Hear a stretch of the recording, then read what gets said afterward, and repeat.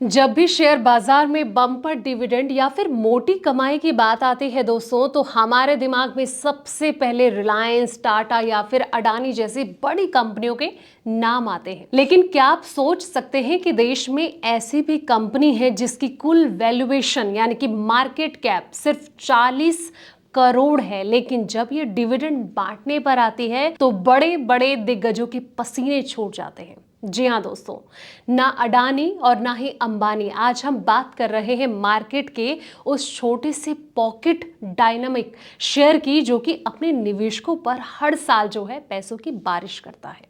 आखिर कौन सी है ये कंपनी और क्या है इसके डिविडेंड का पूरा सच, आइए जानते हैं इस स्पेशल रिपोर्ट में, इसलिए एंड तक इसे जरूर देखें। नमस्कार, मैं हूं आपके साथ संध्या बिष्ट और आप देख रहे हैं द इकोनॉमिक टाइम्स हिंदी। दोस्तों, हाईएस्ट डिविडेंड यील्ड शेयर की लिस्ट में ना तो टाटा ग्रुप की एक भी कंपनी का शेयर है और ना ही अंबानी का और ना ही अडानी ग्रुप का किसी कंपनी का शामिल है। तो अब आपके मन में सवाल उठ रहा होगा कि आखिर वो कौन सी कंपनी है जो कि डिविडेंड यील्ड के मामले में टाटा, रिलायंस और कहीं ना कहीं अडानी से आगे है। तो आइए जानते हैं, लेकिन आगे बढ़ने से पहले दोस्तों पहले ये जान लेते हैं कि आखिर हाईएस्ट डिविडेंड यील्ड का मतलब क्या होता है। जिन लोगों को पता है ये तो बहुत अच्छा है, लेकिन जिनको नहीं पता तो उनके लिए समझना जरूरी है। डिविडेंड यील्ड एक फाइनेंशियल रेशियो है जो कि किसी कंपनी के द्वारा अपने स्टॉक की कीमत के मुकाबले दिए जाने वाले सालाना कैश डिविडेंड को मापता है और इसे प्रतिशत के रूप में दिखाया जाता है। ये निवेशकों को उनके निवेश पर मिलने वाले कैश रिटर्न को समझने में जो है मदद करता है। दोस्तों,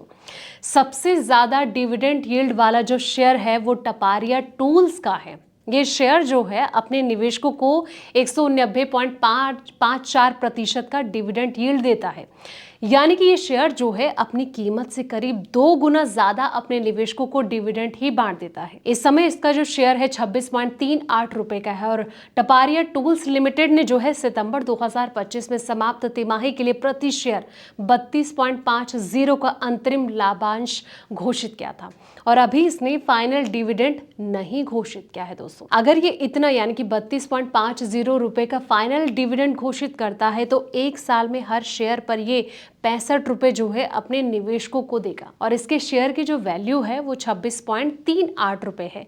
वहीं आपको बता दें दोस्तों कि ये मामूली कैसे होता है, तो इसके कुछ ऐसे पॉइंट्स भी हैं जिनको समझना भी बहुत जरूरी हो जाता है। तो बता दें कि प्रमोटर की हिस्सेदारी यानी कि हाई प्रमोटर होल्डिंग, ऐसी अधिकांश कंपनियों में 70 से 75% तक हिस्सेदारी जो है वो खुद प्रमोटर्स यानी कि मालिक की होती है।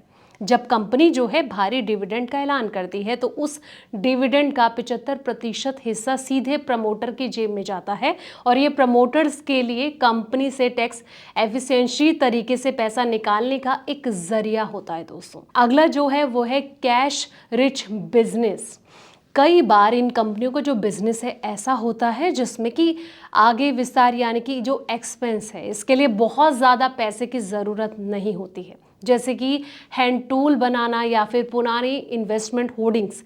इसलिए जो भी मुनाफा होता है कंपनियों से रिजर्व में रखने के बजाय जो है शेयर धारकों में बांट देती है। अगला पॉइंट ये वो है छुपे हुए बड़े रिस्क। दोस्तों, अगर आप सिर्फ डिविडेंड देखकर ऐसी 40 करोड़ की कंपनी में कूदने की सोच रहे हैं तो उन 3 खतरों को जरूर समझ लेना चाहिए। वो 3 खतरे क्या हैं? सबसे पहला है लिक्विडिटी का संकट।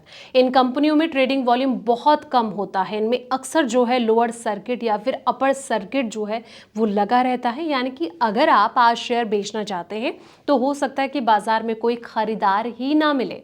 वहीं अपर सर्किट का जो जाल है वो भी, उससे बचना आपको चाहिए। कई बार ऐसी कंपनियों के जो शेयर हैं प्रमोटर्स द्वारा मैनिपुलेट किए जाते हैं जिसमें कि रिटेल निवेशक जो है ऊंचे भाव पर फंस जाते हैं। अगला जो पॉइंट है वो है सीमित ग्रोथ। जो कंपनी अपने मुनाफे का सारा पैसा डिविडेंड में बांट देगी वो अपने बिजनेस को बड़ा करने के लिए निवेश नहीं कर रहा है।